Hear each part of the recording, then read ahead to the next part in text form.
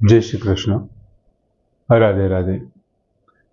मित्रों 27 श्लोक वखते आपणे जोयुं कि भगवाने बात करी कि इच्छा द्वेष समुत्थित द्वंद्व मोहेन, इच्छा अने द्वेषथी उत्पन्न थयेला अने समुत्थित उत्पन्न थयेला द्वंद्व मोहेन।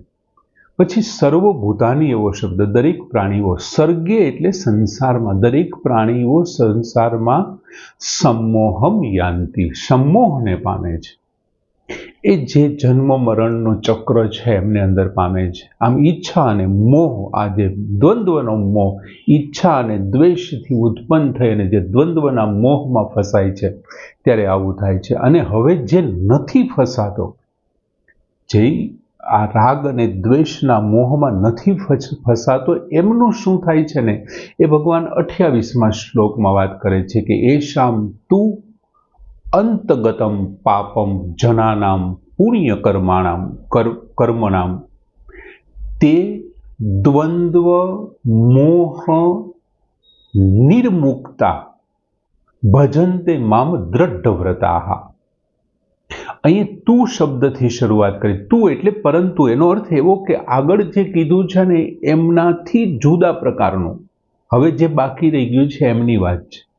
તું પરંતુ, યેશામ એટલે જે, પછીનો શબ્દ છે પુણ્ય કર્મણામ જનાનામ, ઉત્તમ કર્મોનું આચરણ કરનારા મનુષ્યોના, પુણ્ય કર્માણામ જનાનામ, उत्तम कर्मों आचरण करनारा मनुष्योना पापम अन्वगतम, पाप नष्ट थई चूक्या छे। जे उत्तम कर्मों आचरण करनारा मनुष्यना पापो नष्ट थई चूक्या छे तेवो द्वंद्व मोह निर्मुक्ता, द्वंद्व मोहथी मुक्त थयेला। आ जे द्वंद्वनो मोह आपणे आगळना पूर्व श्लोकमां समज्यो, द्वंद्व मोहथी मुक्त थयेला, ओला एनाथी बंधायेला हता, एनाथी रहित छे, मुक्त थयेला मनुष्यो, द्वंद्वना मोहथी मुक्त थयेला मनुष्य। पछी भगवाने शब्द वापर्यो कि दृढ़व्रता मां भजन्ते, दृढ़ निश्चयी थईने, दृढ़ व्रतवाळा बनीने मां भजन्ते, मने भजे छे। आवा लोको मने भजे छे।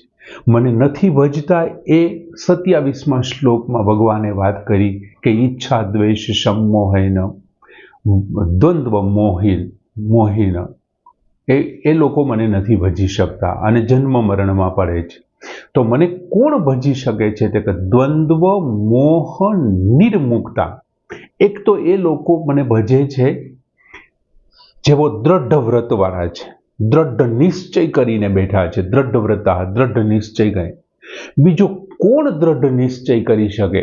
हूँ अने तमे दृढ़ निश्चय करी शकशुं? तो आपणे दृढ़ निश्चय नहीं करी शकीए। शुं कामे नहीं करी शकीए? केम के हूँ अने तमे द्वंद्वना मोहथी मुक्त नथी। अहींया भगवाने स्पष्ट कीधुं द्वंद्व मोह निर्मुक्ता होवा जोईए। द्वंद्वना, तो द्वंद्वना मोहथी निर्मुक्त क्यारे थई शके? एना माटे भगवाने कारण आप्युं कि पुण्य कर्मणाम जनानाम पापम अन्वगतम। जे उत्तम कर्मोनुं आचरण करनारा मनुष्यना पाप नष्ट थई चूक्या छे। जेमणे उत्तम प्रकारना कर्मो करी। उत्तम कर्मो एटले कोने कर्म, केने उत्तम कर्म करवुं? कोईना माटे कूवो बंधावવો ए उत्तम कर्म छे? दवाखानुं कोईना माटे तैयार कर देवुं ए उत्तम कर्म छे? तो के नहीं। जे कर्मोनुं पाप पण न लागे अने पुण्य पण न लागे ने ए उत्तम कर्म। एटले याद करो पेलुं योगः कर्मसु कौशलम। तमे जे कुशळतापूर्वक काम कर्युं छे ने तमारुं उत्तम कर्म छे। अने जो उत्तम कर्म करीने शुं थाय छे? तमारा पापम अन्वगतम, तमारा पाप छे ए नष्ट थई गया छे। अने तमारा पाप नष्ट थई गया छे तो पछी तमारा माटे कोई द्वंद्व रह्यो ज नहीं। एक भाग तो नष्ट थई गयो, एक ज भाग छे। तमारी पासे विकल्प ज नथी, हवे निर्विकल्प थई गयो एम। अने एमने कारणे तमे दृढ़ व्रत बनी गया कि मारे परमात्माने प्राप्त ज करवो छे। आ बे वच्चेना विलक्षणता बताववा माटे भगवाने आ श्लोकनी शरूआत तूथी करी छे, परंतु कहीने शरूआत करी। आ એ પૂર્વ શ્લોકમાં કીધું કે આ લોકો આવા હતા, પરંતુ કહીને ભગવાન એમ કહે છે પરંતુ જે ઉત્તમ કર્મોનું આચરણ કરનારા મનુષ્યોના પાપ નષ્ટ થઈ ચૂક્યા છે, તે દ્વંદ્વ મોહથી મુક્ત થયેલા મનુષ્ય દ્રઢ નિશ્ચય બની અને મને ભજે છે, દ્રઢ નિશ્ચય થઈને મને ભજે છે. એટલા માટે ભગવાને તું આપ્યું. બીજું, જે કોઈ ઉદ્દેશ્યને ઓળખી લીધો છે, જે મનુષ્યએ પોતાના ઉદ્દેશ્યને કે ભાઈ મને મનુષ્ય અવતાર મળ્યો છે અને એ મનુષ્ય અવતાર ભગવાને મને એટલા માટે આપ્યો છે કે હું ભગવત પ્રાપ્તિ કરી શકું અને આ જન્મ મરણના બંધનમાંથી છૂટી શકું. કેમ કે લાખો જન્મોને જન્માંતે આ મનુષ્ય જન્મ મળ્યો છે, ઘણા બધા જન્મોના અંતે મને આ મનુષ્ય જન્મ મળ્યો છે, તો હવે મારે મારો ઉદ્દેશ્ય નક્કી કરી લેવો જોઈએ. આમ જેણે પોતાનો ઉદ્દેશ્યને ઓળખી ગયો છે, પોતાના મનુષ્ય અવતારમાં આવવાનું કારણ જે ઓળખી ગયા છે ને, એ લોકો શું કરે છે કે મારે હવે સંસારના બંધનમાં નથી બંધાવવું અને ભગવત પ્રાપ્તિ માટેનો જેણે મને મોકલ્યો છે, જેણે મને આ સ્વતંત્રતા આપી છે કર્મો કરવાની, મારે એમને પ્રાપ્ત કરવો છે, આવો જે દ્રઢ નિશ્ચય કરી લે છે ને, તે લોકો કહેવાય છે તો કે એ લોકો પુણ્યકર્મા કહેવાય, પુણ્યકર્મા છે. અને એ જે પુણ્યકર્મા બને છે ને, એટલે સીધે સીધું શું થાય છે, એ જેવા પુણ્યકર્મ બને છે ને એટલે એમની શુદ્ધિ થાય છે, તેનાથી એને શુદ્ધિ થાય છે અને એમને પવિત્રતા આવે છે. કેમ કે એનું ઉત્તમ કર્મ છે ભગવત પ્રાપ્તિ કરવા માટેનો દ્રઢ નિશ્ચય કરવો, એનાથી અનવગતમ પાપમ, એના પાપ છે નાશ પામે છે. નિશ્ચય કરવાથી અર્થાત ઈશ્વરાભિમુખ થવાથી જે સંસાર પ્રત્યેની સન્મુખતા હતી એ સન્મુખતા ચાલી ગઈ અને એમ વિમુખતા આવી ગઈ, અને ભગવાન પ્રત્યેની વિમુખતા હતી ને એ ચાલી ગઈ અને ત્યાં સન્મુખતા આવી ગઈ. અને એને કારણે શું થયું, સંસાર પ્રત્યે એમની વિમુખતા થઈ ગઈ ને, એટલે જે પાપ કરવાનું માટેનું મૂળ કારણ શું, તો કે સંસાર છે. સંસાર ન હોત તો આપણે પાપ શું કરત? પાપ કરવાનું મૂળ કારણ સંસાર છે અને સંસાર પ્રત્યે વિમુખ થઈ ગયો. એનો અર્થ શું થયો કે પાપની જડ જ કપાઈ ગઈ. જે પાપની જડ હતી, એનું મૂળ જે હતું ને એ જ કપાઈ ગયું, પાપની જડ કપાઈ ગઈ. અને શાસ્ત્રો તો ત્યાં સુધીનું કહે છે કે ભગવાનથી વિમુખ થવું ને એ મોટામાં મોટું અથવા પૂરેપૂરું પાપ છે, અને ખરાબ કર્મો કરવા ને એ અડધું પાપ છે. સંતો જેને દોઢ પાપ કહે છે ને, ભગવાનથી વિમુખ થવું ને એ પૂરું પાપ છે અને ખરાબ કર્મો કરવાની અડધું પાપ છે. તમે ખરાબ કર્મ કરી અને એમની પાછળ બીજા કોઈ પ્રયત્નોથી તમે એ કર્મોનો નાશ કરી શકો, ભગવાને ગીતાજીમાં જે એમને વચનબદ્ધ છે એ રીતે, પણ તમે ભગવાનથી વિમુખ થઈ ગયા તો પછી પૂરું, એટલે તમારું પાપ પૂરું થઈ ગયું એમ. એ જ રીતે તમે પુણ્યની બાબતમાં છે, જેમ પાપની બાબતમાં તમે ભગવાનની સન્મુખ થઈ ગયા તો એ પૂરું પુણ્ય તમે કમાઈ લીધું, અને તમે બહુ સારા કર્મો કરો છો ને તો એ તમે અડધું પુણ્ય કમાઈ લીધું છે. બીજા પણ વિવિધ પ્રકારના ભાવ છે કે ભાઈ ભગવાન છે એ પાપ મુક્ત ક્યારે કરે છે. બીજું, ભગવાન દરેકની અંદર બિરાજમાન છે.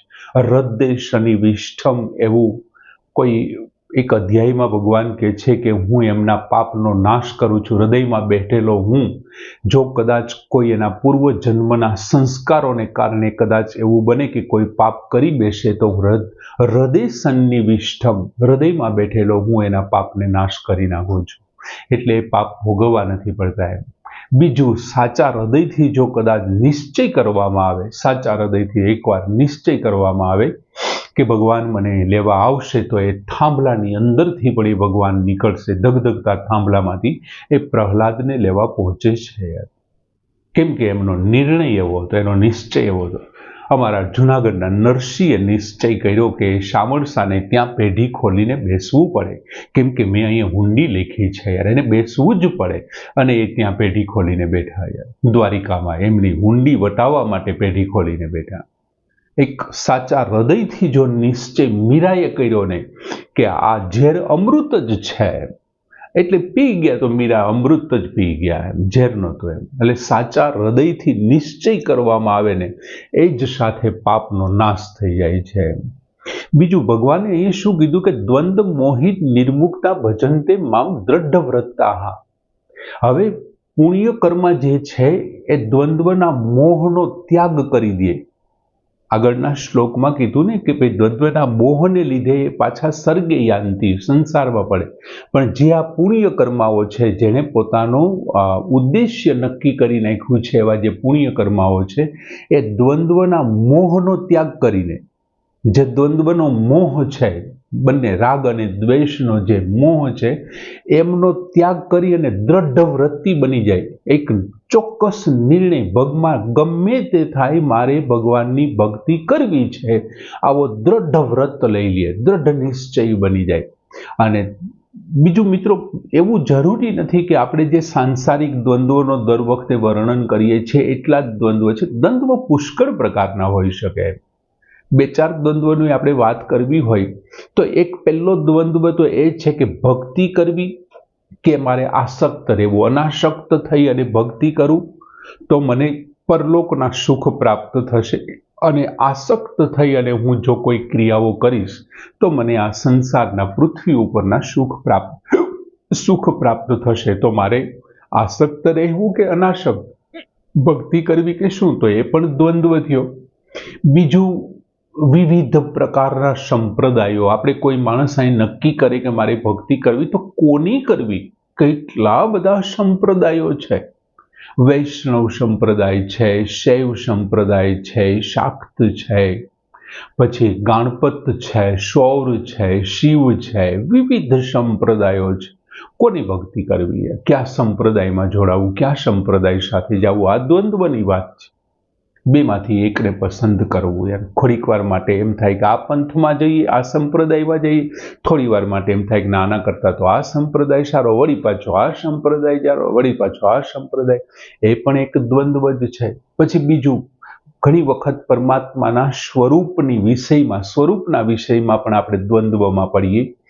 કોઈ આપણા આચાર્યો છે દ્વૈત તરીકે વર્ણન કરે, કોઈ અદ્વૈત તરીકે વર્ણન આપણે વાંચીએ, કોઈનું વિશિષ્ટ અદ્વૈત તરીકે, કોઈ શુદ્ધાદ્વૈત તરીકે, કોઈ દ્વૈતાદ્વૈત તરીકે કઈ પરંપરાને સ્વીકારવી? યાર એ પણ એક દ્વૈત છે, એ પણ એક દ્વંદ્વ છે. બીજું, પરમાત્માની પ્રાપ્તિ માટે કયો રસ્તો લેવો, એ પણ એક દ્વંદ્વ છે.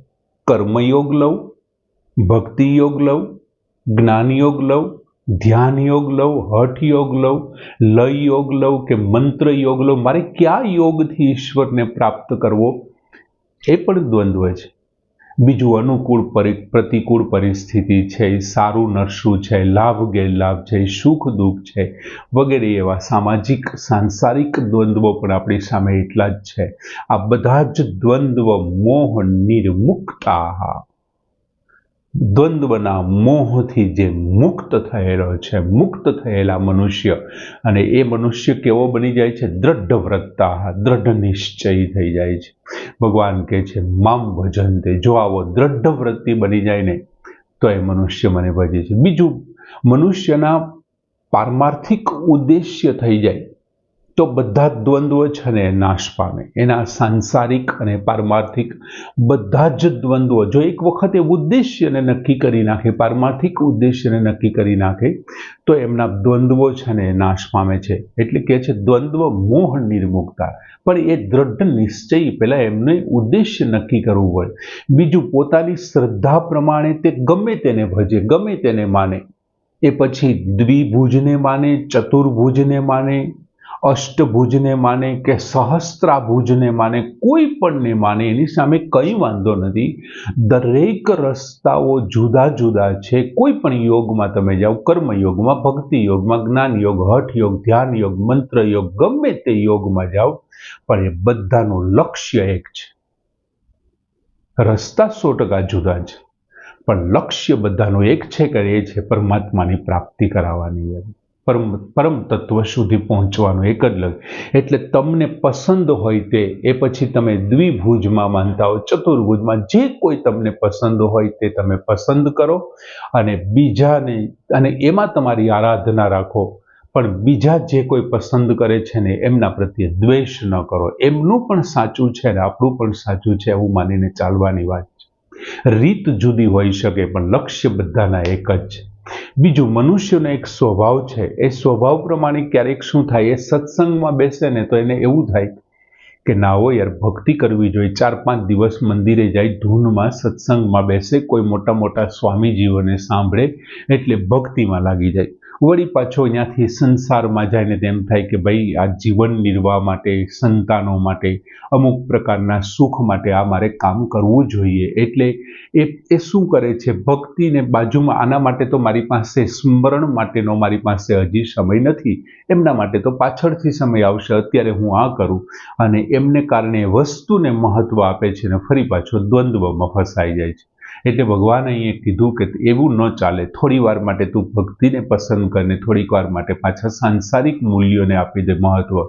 એને બદલે તારે દ્રઢ વ્રતતા હાથવવું પડશે. દ્રઢ વ્રતતા એટલે ગમે તે થાય, હું સંસારિક તરીકે લોકો કદાચ એવું કહે કે આ માણસ સંપૂર્ણ ફેલ ગયો છે, આ માણસ સંસારિક તરીકે નથી ચાલ્યો, ગમે તે થાય પણ હું મારું લક્ષ્ય છોડીશ નહીં. મારો ઉદ્દેશ્ય છે ભગવત પ્રાપ્તિનો, એમને જ હું કોઈ પણ પ્રકારનું નુકસાન, ગમે તે પ્રકારનું નુકસાન ઉપાડવા માટે હું તૈયાર છું. ગમે તે થાય હું ભગવત પ્રાપ્તિ જ કરીશ. આવું જે નક્કી કરીને બેઠો છે ને એનું નામ દ્રઢ વ્રતતા છે. અને ભગવાન કહે છે કે મામ ભજન્તે, આવા લોકો મને ભજે છે, દ્રઢ વ્રતિઓ જે હોય છે. એટલે એક તો પુણ્ય કર્મ થાય છે, અને જ્યારે પુણ્ય કર્મ થાય છે ને ત્યારે એના પાપ નાશ પામે છે, અને પાપ નાશ પામે છે એટલે આપોઆપ દ્વંદ્વના મોહમાંથી એ મુક્ત થાય છે અને દ્રઢ વ્રતિ બની અને ભગવાનને ભજે છે અને ભગવાન એમને મળે છે. બહુ સરસ મજાનો 28મો શ્લોક. મિત્રો, ભક્તિ માર્ગ હવે બની ગયો છે. 28મા શ્લોક સુધીમાં આપણે એમ કહી શકીએ કે ભગવાન જે રાજમાર્ગ બનાવવા માટે નીકળ્યા હતા, 7મા અધ્યાયના પહેલા શ્લોકથી એ રાજમાર્ગ હવે તૈયાર થઈ ગયો. બધી જ સુવિધાવાળો, સગવડતાવાળો રાજમાર્ગ ભગવાને બનાવ્યો છે. હવે ભક્તિ માર્ગના 2 જ શ્લોક બાકી છે. ભક્તિ માર્ગમાં શું, આ 7મા અધ્યાયના જ્ઞાન વિજ્ઞાન યોગના માત્ર 2 જ શ્લોક બાકી, 29 અને 30. પણ ભગવાને આ રાજમાર્ગ ખુલ્લો મૂકી દીધો. એમ કેવું હોય તો કહી શકીએ કે 28મો શ્લોક છે ને ત્યાં ભગવાન ભક્તિ માર્ગનું ઓપનિંગ કરી દીધું છે કે હવે આ માર્ગ છે એ લોકો માટે હું ખુલ્લો મૂકું છું. બહુ સરસ મજાનો શ્લોક. યેષામ તુ અનવગતમ પાપમ જનાનામ પુણ્ય કર્મણામ તે દ્વંદ્વ મોહ નિર્મુક્તા ભજન્તે મામ દ્રઢ વ્રતતા. પૂર્ણ કરી. જય શ્રી કૃષ્ણ.